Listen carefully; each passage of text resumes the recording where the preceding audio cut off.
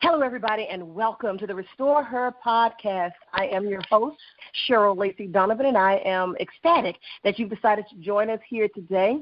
We have some awesome, amazing news for you. We're going to be doing a Restore Her Virtual Summit coming in March 1st through the 7th, and we have some amazing speakers that will be joining us, and they will be speaking on each of the 7 pillars that Restore Her movement is built upon. So we'll have speakers talking about restoring her identity, restoring her soul and spirit, restoring her purpose and passion, restoring her emotions, restoring her health, her wealth, and restoring her relationships.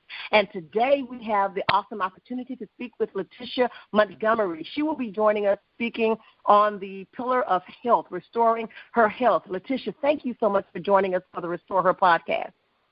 Thank you very much for having me. Absolutely. So what I want to do, first of all, is give you an opportunity to tell our listeners a little bit about yourself and what you do. Okay. I am Tysha Montgomery, and I do a lot of different things, honestly. I have a podcast, which I will talk a little bit about when I give my talk as well, and that's really what advocating is about. I have a podcast about endometriosis. That is really what my journey is about, and for advocating. Also, I am a jewelry designer. I have been making jewelry for the last 15 years. I can't believe it's been that long. I have a company called Standout Style. Also just do a lot of advocating for women, as well as I'm an educator as well, and just a whole bunch of other things. Well, I know about that. I know about wearing all those different hats and kind of doing a little bit of everything. So since we're talking about that, let me ask you this question, particularly as it relates to health. How do you maintain balance or present mindfulness when you're doing so many things at the same time? How does that work, and particularly maybe on the stress level and things like that when we're talking about health and having wearing a lot of different hats? Honestly, I am old school. I make a list. So I make a list of things that I need to do, and yes, it is sometimes stressful wearing different hats. I try to be very detail-oriented and organized, and I also try to take a day where I just relax and really don't have anything planned.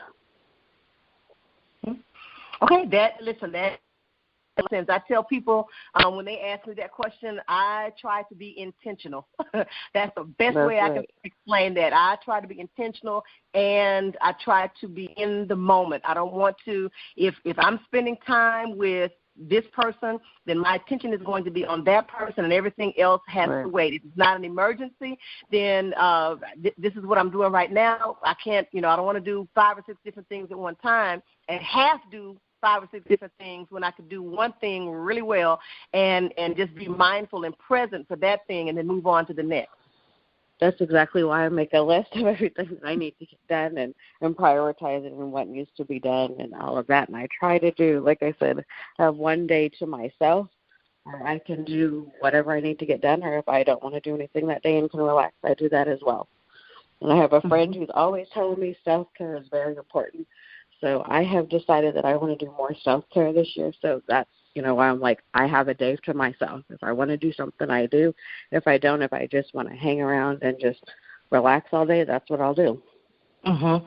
And I think that is so important, because if not, we can find ourselves becoming resentful and burn out, and, we get angry with everybody trying to figure out, why am I always there for everyone, but it doesn't seem like anybody is ever there for me, or how is it that I make time for everything else and everybody else except for me. So that's one of the things, I think that I advocate for, in particular for women, is just taking out that time for yourself. It's necessary, because you can't continue making withdrawals from a bank account without it, becoming overdrawn, right? And eventually you might end up finding yourself bankrupt because everything is overdrawn. And it's the same thing with, with ourselves and our self-care. You're exactly right. It seems like as women, we are always the one who are giving and doing 1,000%, and some of us are more givers than others, so we're always doing other things. I know I have, sometimes I feel like I just have to turn my phone off sometimes, because it's like I need time for myself. Because sometimes, so many people are texting you about this, that, and the other. Or you have, notifications going off from your social media accounts. Maybe someone's wanting to talk to you about, a business opportunity on this social media site, or someone's replying to this on some social media site. So sometimes, I will just, my phone goes into do not disturb mode, and I will check my messages later. Yeah. If I'm doing something else that needs my attention, I can't be looking at my phone every so many seconds because things are going off, or someone's wanting to text me or have this long conversation or whatever. So sometimes you just need to do that. I know people feel like, what if it's an emergency? What if this? What if that? Honestly, hopefully there's not an emergency for that. But I do, I check my phone. I may not always respond, but it's like, I have my phone connected to my watch because I am into fitness as well. So when I get text messages, messenger messages, whatever it may be, those all come to my watch. So they're vibrating my watch. So I know every time my phone goes off. So that's one reason why I turn off my phone sometimes, is so I don't get those messages, so it's not interrupting the other things that I'm doing. I'm trying to, if I'm trying to have a nice dinner or something, going out with friends, hanging out at the movies and stuff, I don't want to be bothered with my phone vibrating constantly because someone's calling me or texting me or messaging or whatever it is. And I think it's okay to unplug. A lot of us feel like we have to be connected all the time to everything, part of self-care. And all of that, it's fine to unplug. The world will be fine if you take time for yourself. Nothing is going to fall apart. If people are mad about it, then so be it. I didn't check my phone. People don't reply back to us all the time. When you text them, we're just in such a fast-paced world that we are so concerned about people replying back to us, and we need things right away that we burn ourselves out. And when we burn ourselves out, we become resentful. We're angry at ourselves and everyone else. Take the time to unplug. Vacations, love vacations. No, we all can't go on vacations, multiple times. If you can take a vacation once or twice a year, that's awesome. Otherwise, just give yourself a day or two. Give yourself a day once a week. My friend was telling me, take time for yourself if you can every day, even if it's 30 minutes. Do something you enjoy, whether it's reading a book, whether it's, meditating. Maybe it's taking an extra long shower. Maybe it's taking a bath. Whatever it is that you like to do that helps you relax or unwind, do that. Make time for yourself. It's not selfish. I can't help other people and be a blessing to them if I'm running low myself. Just like you can't drive your car on empty all the time. You can't live your life being empty either. So if I'm running low and I'm empty and haven't taken time for myself, then I'm not going to be able to help anyone else. And that is so true. And I think, several things that you said, but that is one in particular that I believe we overlook sometimes, that when we get to the point where we're running on empty, even what we're pouring out is not any good because, you're on empty. You really don't have anything else left to give anybody. And that whole, I do the same thing. I unplug. I have the do not disturb on my phone. And those individuals from whom I want to be disturbed, if it's an emergency, they're on a list in my phone. And if they call, it's an emergency, then I'll know that immediately. But otherwise, I don't want to be bothered. And the other thing that I found is that sometimes, what constitutes an emergency for some people is not necessarily an emergency for me. And it's important to be able to identify those and distinguish between the two. The person could probably actually handle it on their own, but because they know that they have access to you, they want to utilize that access, and they want to utilize that access now. And I heard you talk about being old school. Back in the day, we didn't have that immediate access. We didn't have that instant gratification. So, and everybody was fine. We did okay. So I agree with you that it's important that every now and then we just have to get off the grid and kind of just separate ourselves and unplug ourselves from the busyness and the hectic schedules and things that we deal with and work with, so that we can kind of replenish ourselves and become restored so that we can have more to pour out for everybody else. And you make a great point. Sometimes your emergency is not necessarily my emergency because of the type of person, and I know that you're the same way. When you're a blessing to other people and you have a good heart, Other people know that. Mm-hmm. So they want to call you to have you help them with their issues, which I'm not saying is a bad thing, but sometimes that is draining for a person to always be called and always be the helper. So on some level, yes, sometimes people are calling you about things that are not an emergency to you, but they are to them, and they want an immediate response and then all of this. And I'm like, I've gotten to the point kind of where I'm just like, I'm going to put myself and my health first because I have to. If you don't, other people will suck you dry of energy and all of that. Just, I mean, not necessarily that they're doing it on purpose, but just in general with all the responsibilities that all of us have in life. And a lot of times, honestly, our health takes a back seat to it. Our health is what is reflected in us running low. And, you know, we may not know we're running low until something happens with our health. Right. Which is why I advocate for health, and I'm a big proponent of we need to advocate for ourselves because, you know, if we don't, who else will? You know, sometimes, you know, you even have to advocate for yourself with the doctor. You know your body. You know what's going on with it. So, I mean, it's not selfish to be like, I want to put my health and myself first. You don't get another body. You don't get another heart, anything like that. So what brought you to that moment? Was there a particular situation, or did you have an epiphany? Because I know that, you know, I work in the healthcare industry as well. As a matter of fact, I educate allied healthcare providers, and, you know, I'm a big proponent of you have to be a good healthcare consumer. Yes, I know these people went to school to get the knowledge and things like that, but it's the reason that they say medicine is a practice. Everything is not concrete. Everything is not one size fits all. You need to be aware of your own body and its limitations and, you know, when changes happen and take place and be able to push the doctor. And if that doctor doesn't want to hear it, go to somebody else. And if that one doesn't want to hear it, go to somebody else until you get a response. So was there something with you that occurred that made you become more of an advocate? It is. I have had, honestly, I do have a specific moment, but you were right about advocating for yourself and the doctor and all of this. It's like I have had, honestly, my point came, I was having severe cramps very, very badly, and being a woman, you know, we wait to the last minute. So I've been having these cramps really bad probably close to about a week and a half before, you know, I'm like, I need to get something done. It came to a head on a weekend, like Sunday night, something like that, and I could not wait any longer. I wanted to go to ER so bad. I don't like going to ER. You know, ER is not a fun time for me, but I literally wanted to go to ER really bad.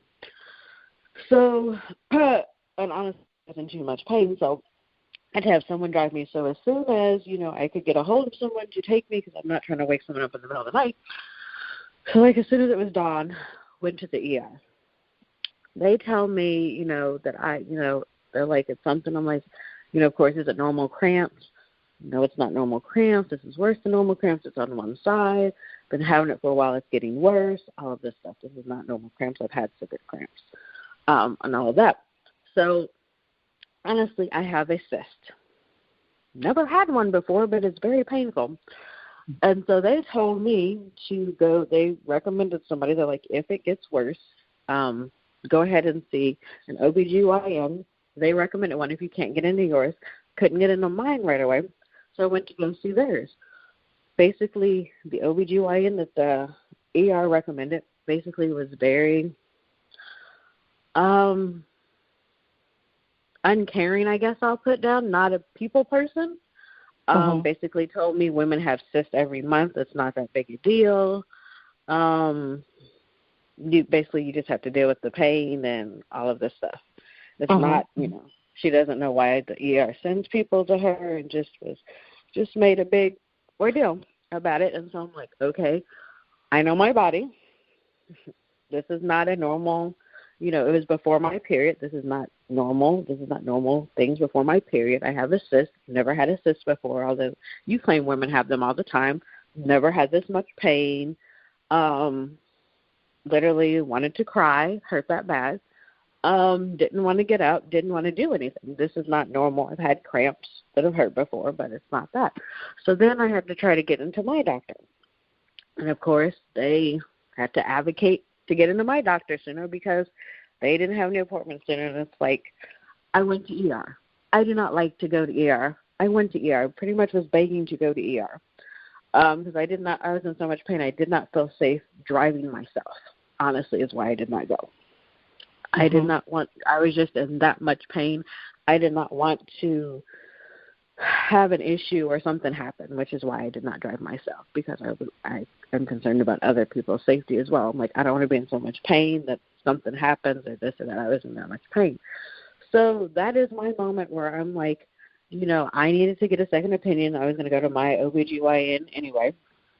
She was a little more open to the fact that something needed to be done in terms of, you know, it was the cyst that I've been having problems that have gotten worse.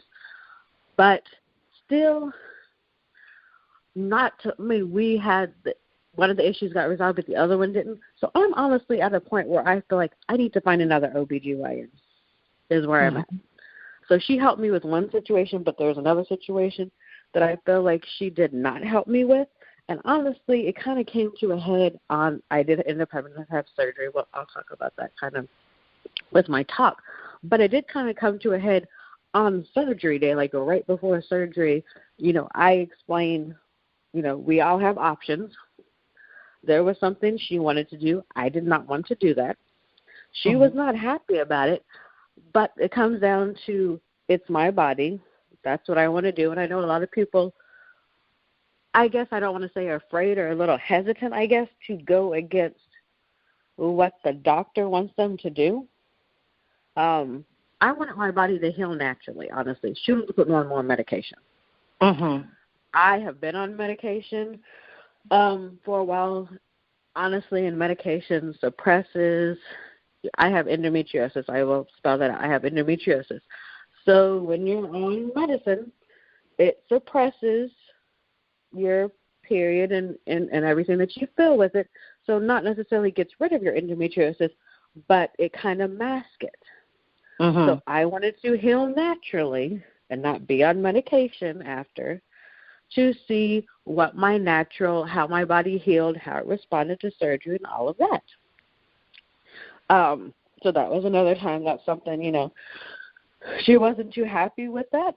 Personally, that was my choice, my decision. That's another reason I'm looking for another doctor. I feel like the doctor should respect your decision and not make you feel bad for it.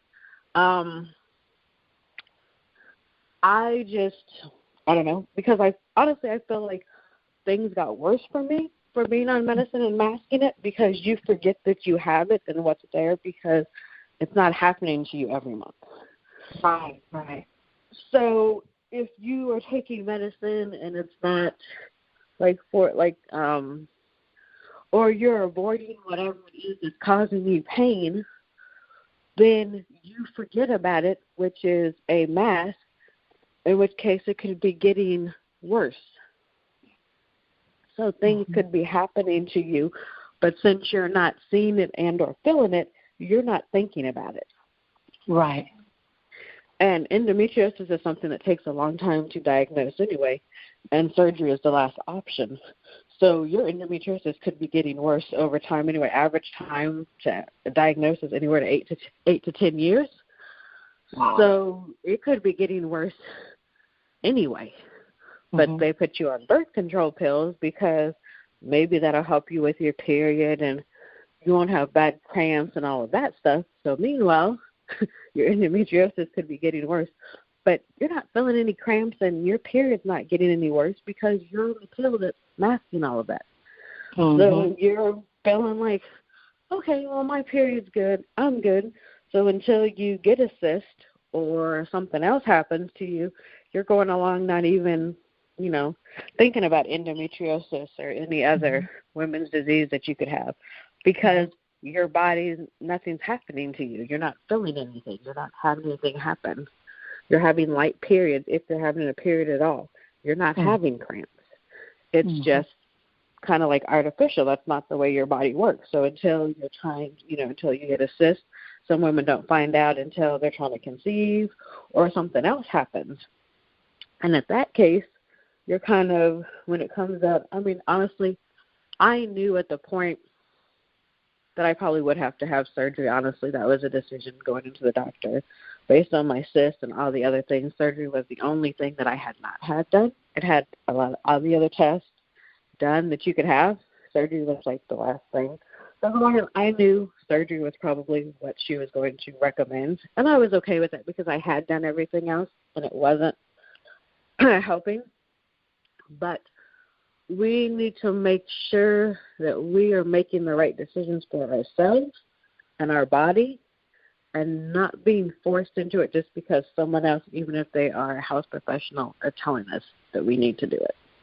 And you know what? My goodness, I've seen so many cases where, people are just taking medications because they were told to take them, and, you're curing the symptoms, but you really are not going after the root cause, and it goes back to this whole instant gratification and microwave society that we have right now.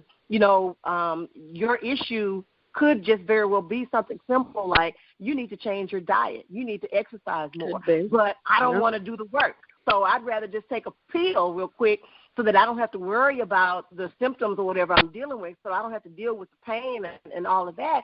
And at the end of the day, you're probably doing more harm than good because your body was not intended necessarily to take in these medications that were synthesized in somebody's lab. It's counterintuitive to what your body was really designed to do in healing itself. And if you would just take the time to do the work, and figure out, okay, what does my body really need in order for it to heal? What do I really need to do? And do that, a lot of people probably would not be on any medications at all, because I can tell you the number of times people have come into the clinic and you ask them, well, bring us your medications, and they might pull out 15 bottles, and you say, okay, well, what are you taking this for? What are you taking this for? And they have no clue. They just know that this is what the doctor prescribed me, and the doctor is going to do what you asked. If you're telling him, oh, well, I can't, stop. I can't stop eating my steak every other day, so just don't give me this pill for my high blood pressure. I don't want to stop. I don't want to start walking every day. I'd rather sit on the couch with a remote control. So go ahead and give me this pill for diabetes. And it's unfortunate that we don't advocate for our own health enough. It is, and that's part of the thing. And that's exactly it. You hit the nail on the head. That is what it is. You want instant gratification. You do not want to go through the pain or the discomfort that is going to come with whatever you have to deal with. Just like surgery, after surgery, I'm not going to lie about it. My periods were horrible after surgery. They were horrible after that. That's something, I had to deal with. They were horrible. When I went for my, I couldn't get in for a month, so I went for my post-op appointment a month after. I'm like, okay, well, how long, are your periods horrible? The doctor pretty much told me my options were a hysterectomy or to take some medicine because my periods were bad based on having surgery. Those were the options she gave me. And it's like, I was really upset about that. I'm like, really? I have a bad period post-op, and you put on the table you can have a hysterectomy. And honestly, she put the hysterectomy on the table, but then she was really kind of mad because she's like, well, you can't really do a hysterectomy because you talked about you might still want to have kids, so I can't do a hysterectomy. So you try to make me feel bad because I still want to have kids, so you can't do a hysterectomy on me, when it was just a question about how long are your periods bad after surgery. It's been a month. You could have been like, well, every woman is different. Periods last, maybe it's bad for the next, I don't know, however many cycles it takes. Every woman is different, so maybe you can't give me a number. But putting hysterectomy on the table is very, very, I think that's I think it's inappropriate, honestly, to put surgery on the table. What if I was the person who did not want to have kids and I feel like, okay, well, let's go have surgery because my period's bad and she's going to tell me that's going to heal everything? How many women are getting on the table having a hysterectomy because of something as simple as a bad period post-op because my doctor recommended it? So I'm getting a major surgery for something simple that I could have waited out, but I don't want to. I want instant gratification, so I'm going to go through with a major surgery that does have major complications. Now, if you need a hysterectomy, that's one thing. I'm not knocking it. If you need it, that's one thing. But for her to tell me I need one just because of a bad period post-op, I think that's unnecessary. There's nothing wrong with my ovaries. She told me my ovaries are good. My fallopian tubes are good. So I don't have any reason to have a hysterectomy. She told me that because I asked about my periods being so heavy. So let's get that out of the way. If you have an issue and your doctor recommends that, that's something completely different. She told me everything of mine looks fine. So that's where I'm coming from in terms of her putting that on the table because it's not necessary. Medically, it's not necessary. A quick fix. A quick fix, yes. So she won't complain about her periods. Let's go ahead and do a quick fix because based on the medical report and what she told me, my ovaries look fine. My fallopian tubes are fine. So I don't have a medical necessity for you to do a hysterectomy on me. That's just something you're trying to do to shut me up, I guess, and not have me ask about the periods. When honestly, so that's just part of where I come from. You have to advocate for yourself. I mean, I know many people have hysterectomies and they have them for different things, but I have done research on different things on endometriosis. Even before I was officially diagnosed, I have done research. My podcast talks about my personal journey, some things I have read, different facts and different things like that. But honestly, I did end up reading, depending on can have endometriosis anywhere. So you could have a hysterectomy, honestly, and still have endometriosis, depending on where it is in your system. So it may not all be in your ovaries where she's taking it out. It can spread to other places. You can have it in your bladder. You can have it on your bowel. It can be everywhere. So just because she takes your ovaries and all of this stuff does not mean your endometriosis is gone. It's in other places.